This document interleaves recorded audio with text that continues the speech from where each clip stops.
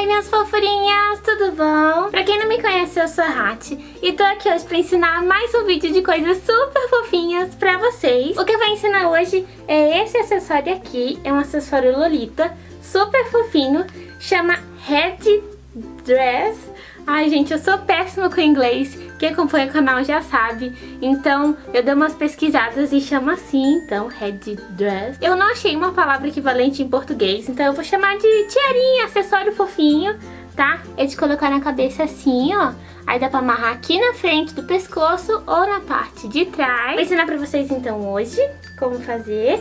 Se vocês quiserem aprender esses acessórios, já tem vídeo no canal, eu vou deixar o link que fica aqui no cantinho. Se vocês quiserem acompanhar o making off deste vestido aqui super fofinho, o vídeo vai estar no meu outro canal, é novo canal agora, tá? Um canal diferente, é só mostrando as coisas como é feita mesmo. Então se vocês quiserem aprender, eu vou deixar o link na descrição do meu outro canal, tá bom? E chega de enrolar então, e que mais chama!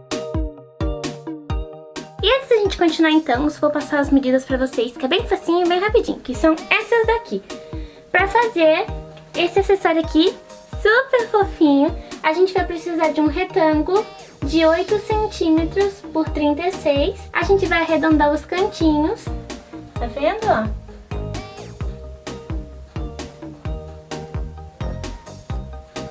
E a gente já tem essa partezinha daqui, ó, que é pra cobrir essa partezinha da cabeça.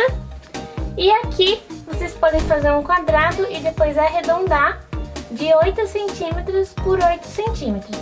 Aqui então vai ser a orelhinha.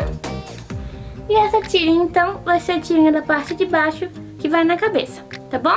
Em rosa é o tecido. Esse eu vou cortar 2 vezes nesse tecidinho aqui, que é pelúcia alpaca.